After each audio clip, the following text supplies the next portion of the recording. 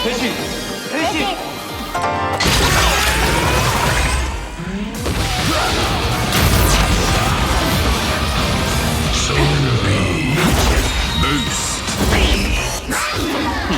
변신!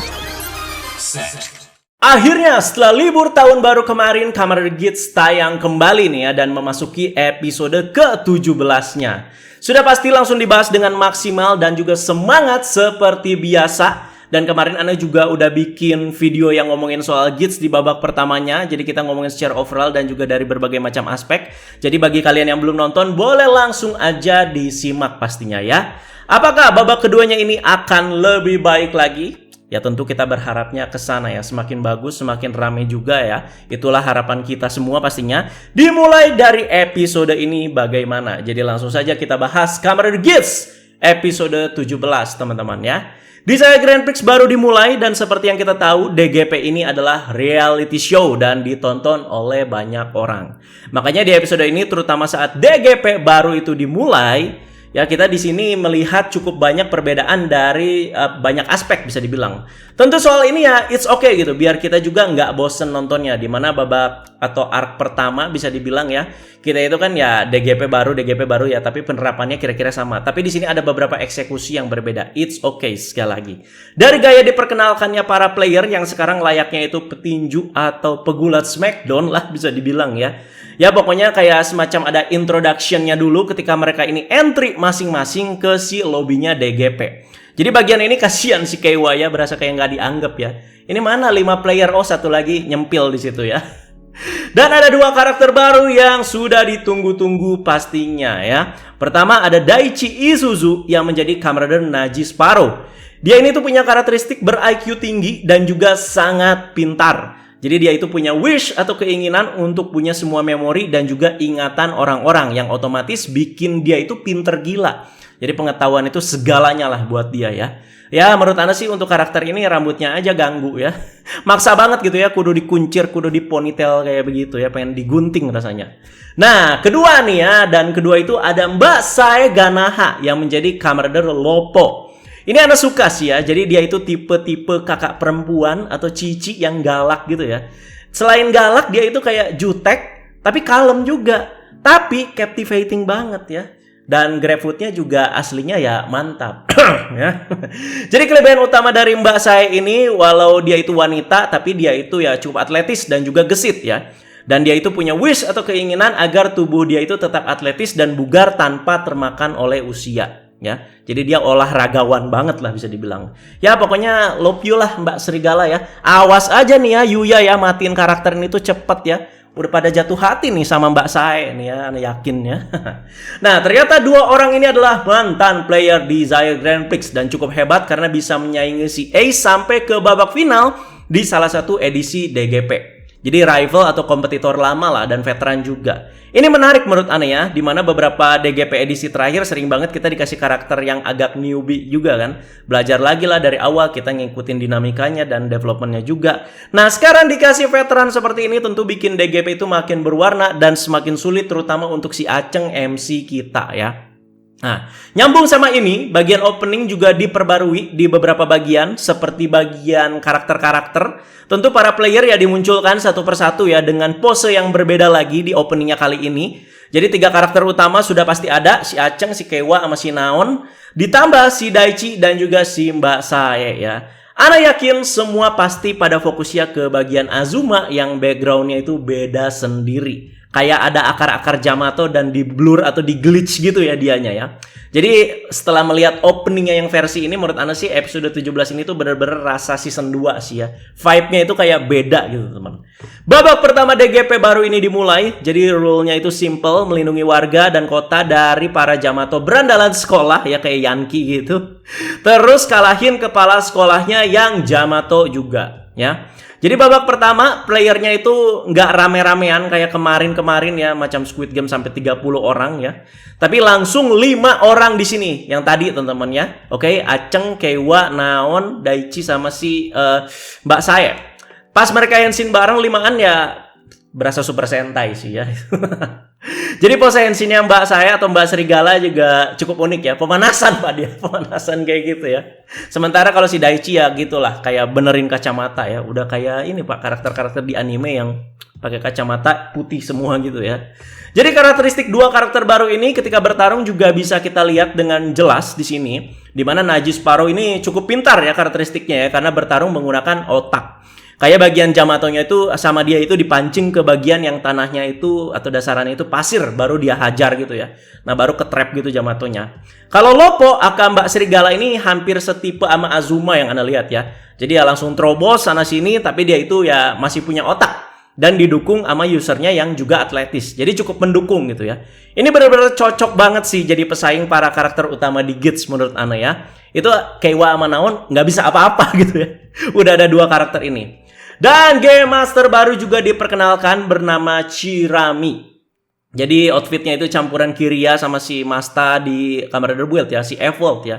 Jadi udah serius-serius pas awal muncul ya pakai topeng Gundamnya seperti biasa itu. Ternyata ini karakter atau Game Master barunya cukup lawak ya. Jelas sangat berbeda dengan Girori ya. Jadi kita lihat Game Master 1 ini tuh bisa membawa apa aja nih ke desain Grand Prix yang baru ini ya. Walaupun karakter dia cukup kocak di sini ya. Dan apakah dia juga bakalan jadi Kamen Rider Glare yang baru? Tentu jadi pertanyaan juga, siapa user baru dari Kamen Rider Glare selepas si Girori ini tuh dipecat? Apakah yang bisa jadi Glare itu hanya orang dengan kedudukan tertentu? Atau Game Master saja? Atau siapa saja tapi memenuhi kriteria? Kita tunggu ya user berikutnya Kamen Rider Glare. Apakah Niram? Nggak tahu lah pokoknya ya. Masih jadi pertanyaan di situ.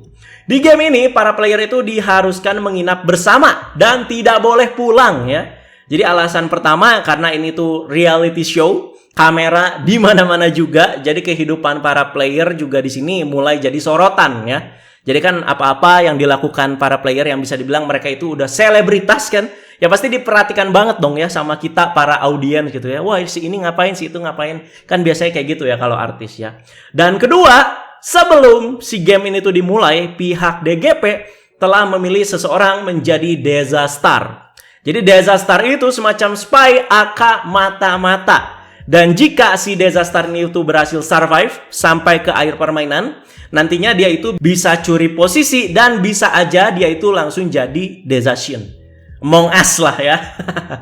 Ini juga alasan kenapa baru babak pertama tapi yang mulai itu ya cuma 5 orang ini gitu ya. Ini cukup menarik sih menurut Ana ya. Jadi di babak awal ini dan jika kalian udah nonton sampai beres, benar-benar belum ketebak mata-matanya itu siapa. Jadi si Naji Sparrow ya kelihatan lah dari beberapa argumen dan juga analisanya dia itu curiganya sama si Gits gitu ya. Kita juga pasti ngelihat tipe Gits yang hewannya itu rubah ya, dia itu licik, pintar. Dia itu cocok gitu ya jadi mata-mata ya. Nah si Naji Sparrow juga dari pandangannya ya mencurigakan ya. Pakai kacamata kayak gitu ya. Sampai si Aceng juga bilang kan, si Pipit yang paling polos juga bisa katanya ya. Jadi nanti coba kita diskusikan lagi di akhir bahasan soal si Deza Star ini ya. Nah si Aceng juga bertemu dengan supporter beratnya ya. Bernama Jan. Bacanya sih Jin di sini ya. Dia memperkenalkan dirinya pakai pelafalan Jepangnya Jin ya.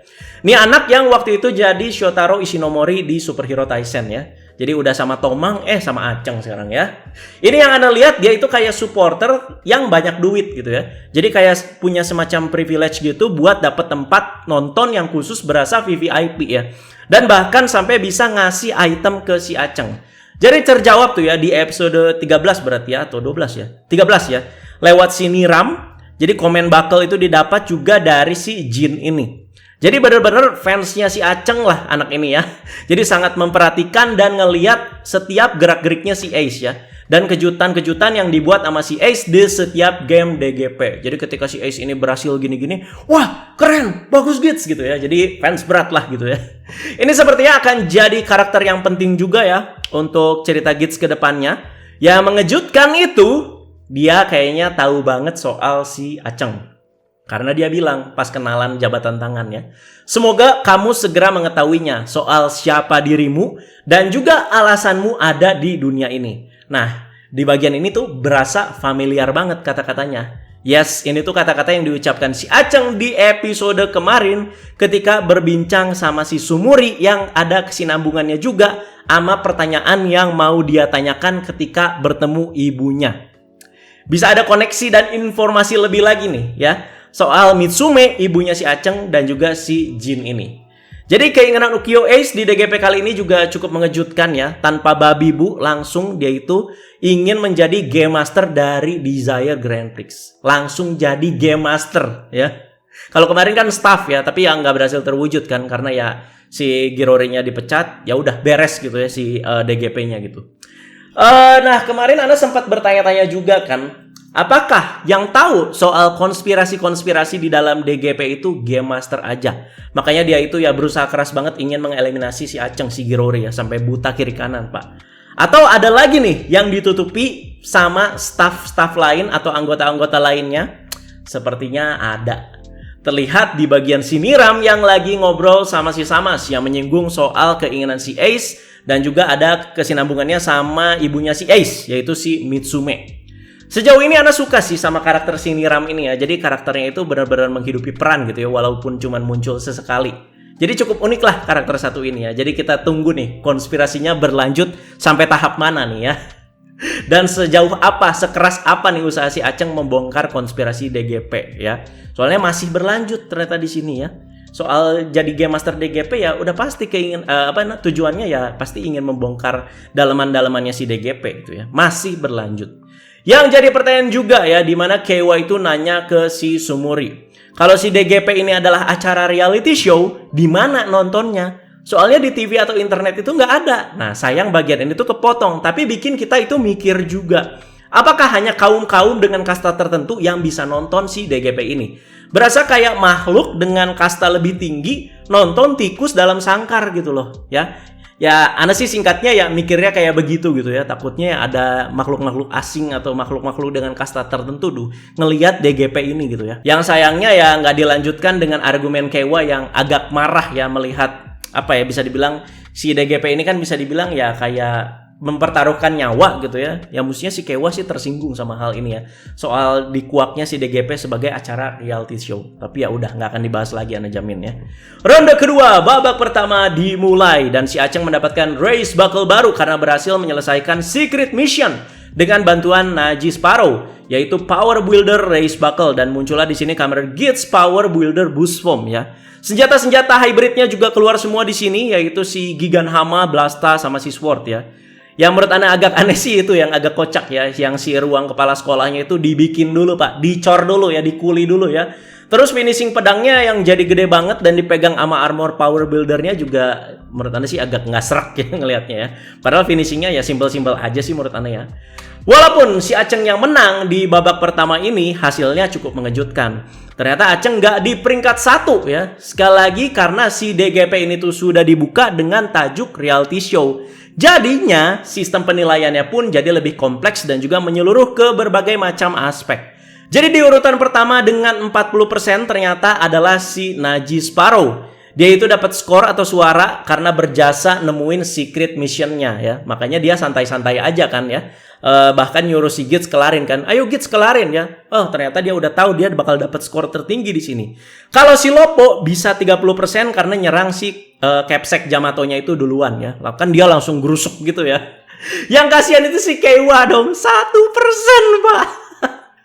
Nah soal suara-suara ini siapa yang ngasih, ini sih masih pertanyaan ya. Kayaknya sih kemungkinan besar ya mungkin para audiens dan juga para supporter masing-masing. Ini kayak voting man of the match lah kalau udah beres pertandingan bola. Kan suka ada tuh ya, siapa man of the match menurut kalian gitu. Nah di Twitternya Arsenal Ana selalu lihat ada kayak gitu. Jadi kita dikasih dikasih voting gitulah dari si official akunnya.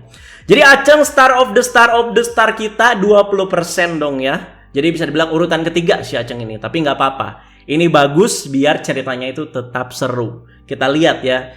Sekeras apa nih si Aceng bisa berusaha untuk membalikan keadaan dan menang. Dan untuk menjadi Desation. Jadi yang punya suara tertinggi kan bakal jadi Desation ya. Tapi ingat ada Desastar juga alias mata-matanya. Kalau menurut kalian siapa deh di sini ya Ana nanya ya. Kalau dari Ana nih ya. Kalau dari Ana siapa Desastarnya? Bisa aja Keiwa. Jadi dia yang kelihatan nggak populer ya, berasa nggak dianggap dari awal juga, dapat suara cuma 1%. Apalagi yang pas lagi game main kartu ya. Pas dia lagi megang kartu Joker itu seakan-akan udah kasih kode juga ya. Ya semoga soal twist ini juga eksekusinya bisa bagus. Karena episode minggu depan Keiwa juga kayak membantah gitu ya. Bukan gua Desastarnya, tapi ini bisa jadi plot twist gitu teman-teman ya. Kalau Ana sih ya feeling ke Keiwa ya. Karena ya dia udah disudutkan banget gitu di episode ini. Kayak berasa gak dianggap. Ya pecundang banget. Taunya dia mata-matanya minggu depan. Siapa tahu ya. Terakhir kita bahas soal Azuma yang nyantol di peternakan Yamato Bapak Archimedel. Emang ini tuh baru permulaan, masih menanti ke depannya itu kayak gimana ya. Tapi Ana yakin si Azuma ini ditawarkan kekuatan Yamato sama si Bapak Archimedel ini. Apalagi selaras kan dengan keinginannya yang pengen ngancurin Kamen Rider lain. Kekuatan apa aja ya mestinya bebas ya. Karena ya wish dia ya kayak gitu aja gitu ya. Jadi sangat mungkin kita nanti bakal lihat Azuma itu berubah jadi Yamato tapi bentuknya masih ada rasa-rasa ridernya lah ya. Kayak Yamato Rider dong ya. Jadi tujuan Yamato juga terkuak lewat si bapak ini baru dijawab singkat yaitu soal mewujudkan dunia kami sendiri. Berarti dunia Yamato sendiri ya, simple as that. Tapi semoga soal ini ya masih bisa dikuak lagi teman-teman ya. Jadi asal-usul Yamato ya bener-bener ditelusuri dalam banget ya. Mereka itu dari mana, mereka itu makhluk apa, alien atau gimana ya. Itu juga yang pengen Anda tahu. Yang paling bikin kaget di bagian akhir episode ini memang ya. Dimana Rook Yamato berubah wujud menjadi manusia. Dan manusia itu adalah si Shirowe. Nah kan ya. Jadi kita anggap dia ini udah mati dan jadi Yamato. Dah gitulah kira-kira ya. Jadi singgung lagi nih soal teori yang Anda bikin soal reinkarnasi dan juga memori. Kan eksekusinya bisa dibilang kalau udah lihat bagian ini ya hampir mirip kan ya. Makanya jangan main judge dulu ya. Bukan gitu bang, itu memorinya aja yang pindah bang. Makanya ngomong gitu. Makanya dengerin dulu sampai beres ya. Jangan apa-apa main bantah dulu. Namanya juga diskusi ya. Sekarang kalau bikin teori kenapa ya berasa kayak ngadu gitu jadinya ya. Jadi ngadu teori gitu ya. Gak mau kalah teori siapa yang paling pengen dilihat ya. Tenang, kita diskusi sekali lagi ya. Jadi season baru ya semakin sehat juga kita diskusinya ya. Jadi sangat mungkin ya si Bapak Ginpen juga nanti bakalan muncul lagi dengan wujud yang sama seperti ini. Entah Yamato apa gitu ya. Jadi bisa jadi Yamato, bisa jadi manusia gitu ya. Jadi bentuk manusianya juga serem ya. Kayak ada akar-akar ngejalar di bagian wajahnya gitu. Episode minggu depan ya. Jadi ronde kedua. Terus juga temanya kayaknya ini dodgeball kayaknya ya. Jadi diplesetin namanya itu jadi Jamaball. Dodgeball ya, kayaknya bukan sepak bola ya, oke? Jadi harus kerjasama di sini para player ya. Dan masih penasaran soal siapa Desastarnya. Nah ini nih ya, kan kalau di ronde pertama mereka itu ya kompetisi ya bersaing satu sama lain gitu ya, mengalahkan si Capsek tadi. Kalau sekarang harus kerjasama. Jadi ini pasti ada permainan yang unik juga nih dari si Desastarnya di belakang ya. Kelicikan apa yang dia bikin ya itu ya. Jadi menurut Anda untuk episode 17 ini episode yang dibungkus dengan cukup baik lah untuk jadi pengawalan arc baru si Kamen Rider Geats ya. Jadi kehadiran Naji Sparrow dan juga si Lopo ya yang benar-benar berkarakter itu ngasih warna banget buat Geats periode sekarang. Apalagi Mbak Serigala, love you full lah ya. Jadi kita nggak jenuh gitu ya, kayak mulai lagi dari awal gitu ya. Ini memang mulai lagi yang baru tapi berasa kayak nggak mulai banget. Ngerti kan maksud Ana ya? Jadi intensitasnya juga langsung naik tapi nggak secara tiba-tiba, nggak maksa lah ya. Kalau menurut kalian gimana soal episode 1 ini? Silakan kalian komentar di bawah. Itu pendapat Ana di akhir bahasan ini. Jadi terima kasih banyak yang sudah menyimak bahasan Kamen Rider Geats episode 17. Menarik pokoknya, menarik sekali lagi. Jadi jangan lupa pendapat dan komentar kalian semua yang udah Ana bahas semua di video kali ini. Banyak ya soal kehadiran Naji Sparrow dan juga Lopo, soal Azuma, soal supporter, soal konspirasi yang berlanjut lagi, soal Keiwa juga ya. Yang probabilitas Ana sih ke Keiwa ya, soal dia jadi Desastar ya. Ya kita tunggu aja episode 18, pastinya nggak sabar ya. Terima kasih yang sudah menyimak, teman-teman jangan lupa like, share, dan subscribe. Wassalam dan akhir kata, bye-bye guys.